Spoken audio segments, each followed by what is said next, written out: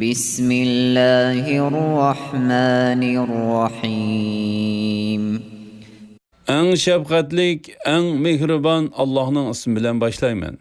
ألهاكم التكاثر حتى زرتم المقابر Ta ki kabirlerini ziyaret kıyğınınlağa, yani kabirlerge kümülgününlağa kadar pul, mal, balıla bilen fəxirlenmek sileni gaflet kaldırdı.